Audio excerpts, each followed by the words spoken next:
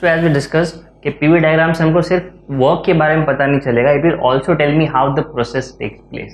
So what will be the better topic to start with rather than thermodynamic process. So वहीं से start करते हैं. Thermodynamic process क्या होता है?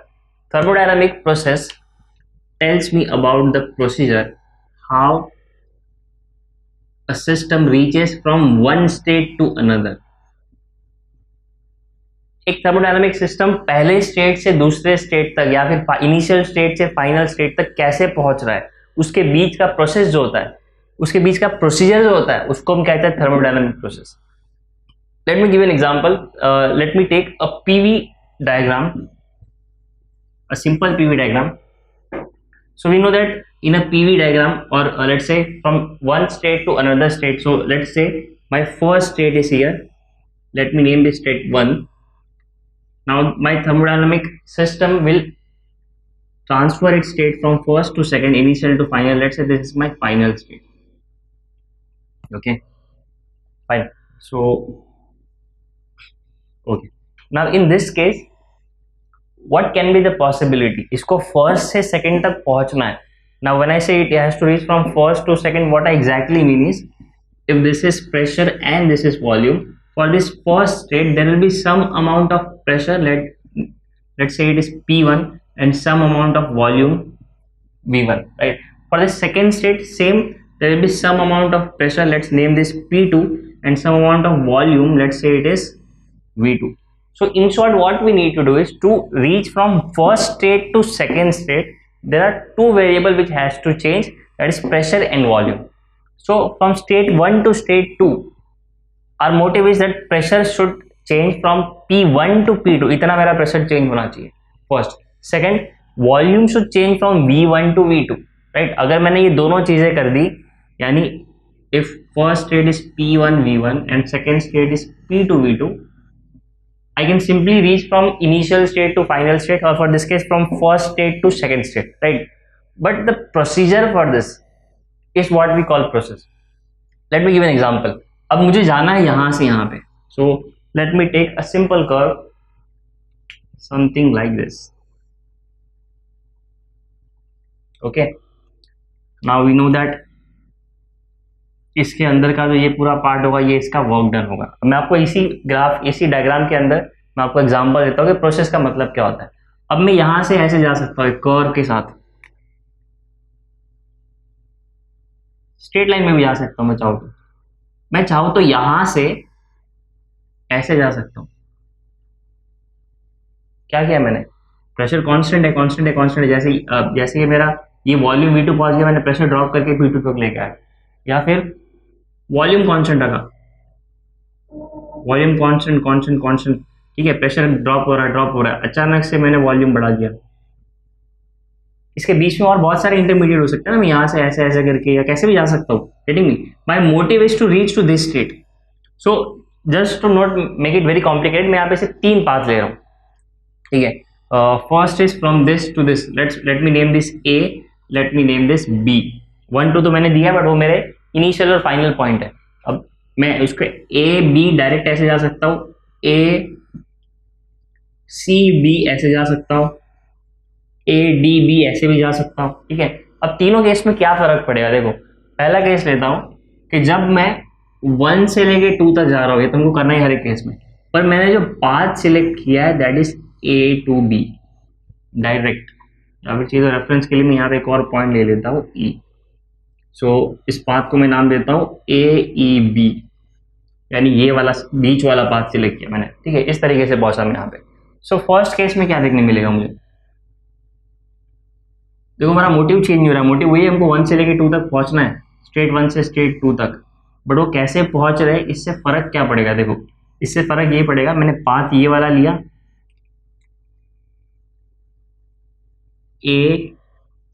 AEB, right? Now this area under this curve will represent my work done.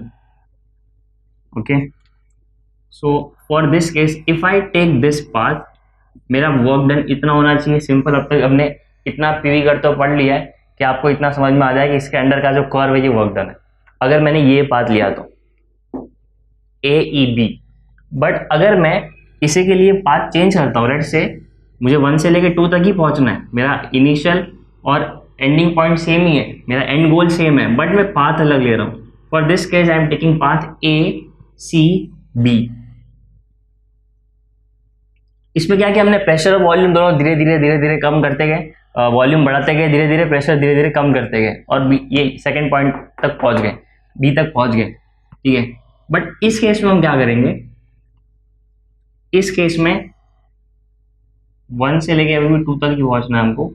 पर हम क्या करेंगे, स्टार्टिंग में A से लेके C तक as you can see pressure is constant, pressure change ही नहीं हो रहा, हम प्रेशर चेंज ही नहीं कर रहे, हम डायरेक्टली वॉल्यूम बढ़ा रहे हैं. ठीक है, वॉल्यूम एक्सटेंड हो रहा है. तो इस पॉइंट से लेके इस पॉइंट तक मेरा प्रेशर सेम है, बट हम वॉल्यूम बढ़ाते जा रहे हैं. और एक बार हम डिजायर्ड वॉल्यूम तक पहुंच गए, जो कि ये वाला पॉइंट है यहां तक, तो हम प्रेशर अचानक से ड्रॉप कर देंगे. इससे फर्क क्या पड़ेगा, इससे फर्क ये पड़ेगा, इस केस में ये पूरे इसके अंदर A-C-B ये पाथ लिया मैंने, राइट. ये मेरा इनिशियल स्टेट, ये मेरा फाइनल स्टेट जो हमको चाहिए था.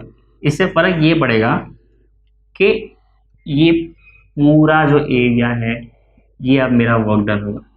कैन क्लियरली सी यहाँ पे मेरा वर्क डन इसके वर्क डन से ज़्यादा होगा. ये स्केल थोड़ा छोटा बड़ा है, बट आप खुद ही इमेजिन कर सकते हो कि अगर मैं यहाँ से ऐसे जाता तो इतना मेरा पार्ट जो है मिस हो जाता, राइट. तो इस केस में मुझे जो वर्क डन मिलेगा that will be more comparatively. अगर मैंने सिर्फ क्या किया, मेरा पाथ चेंज कर दिया. अगर मैं एक और केस लूँ, तीसरा वाला A-D-B वाला, ठीक है, यहाँ पे लिखता हूँ A-D-B. सो हमको अभी भी 1 से लेके 2 तक जाना है, but my path is A-D-B.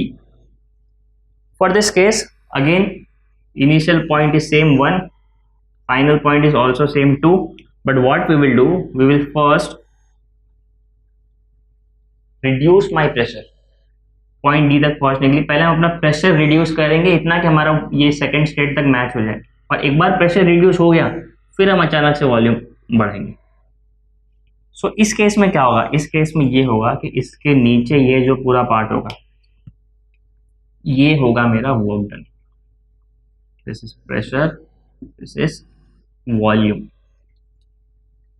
So as we can clearly see, the way we choose the path to reach our final position, उसके हिसाब से मेरा वर्क डन ड्रास्टिकली चेंज होता है. अगर मैं A-C-B सिलेक्ट करता हूं तो मेरा सबसे ज्यादा वर्क डन होगा, ये पूरा मेरा वर्क डन है, मैक्सिमम वर्क डन. अगर मैं A-D-B सिलेक्ट करता हूँ, यहाँ पे मेरा वर्क डन कंपैरेटिवली काफ़ी कम है. और अगर मैं बीच वाला ये पाथ सिलेक्ट करता हूँ तो ये इन दोनों के बीच में रहेगा. तो इससे हम कंक्लूड क्या करते हैं, इससे हम कंक्लूड ये करते हैं कि हमने इसके पहले देखा था कि इनिशियल पॉइंट और फाइनल पॉइंट, इनिशियल स्टेट और फाइनल स्टेट पे डिपेंड करेगा मेरा वर्क डन कितना है, राइट. कि मेरा वो एग्जैक्टली कहाँ पर है, प्रेशर कितना चेंज हो रहा है, वॉल्यूम कितना चेंज हो रहा है. बट सिर्फ इनिशियल और फाइनल स्टेट पे नहीं, आप इनिशियल से फाइनल स्टेट तक कैसे पहुंचते हो, that process is also very important. Work also depends on that process. Because मैंने यहाँ पे तो सिर्फ 3 पाथ ली है, imagine there are n number of paths. मैं यहाँ पे चाहूँ तो यहाँ से भी ऐसे जा सकता था स्ट्रेट लाइन में, तो फिर मेरा वर्क डन अलग होता. ये कर्व ऊपर की ओर भी ऐसा हो सकता था, क्या पता ये चेंज करते हुए ऐसे ऐसे करके भी जा सकता. मतलब getting me, there are n number of paths over here. So the point is work done does not only depend on initial and final state, it also depends on the path chosen to reach that final state. आपने जो process select किया है उस पर भी depend करेगा कि आपका वर्क डन कितना होगा.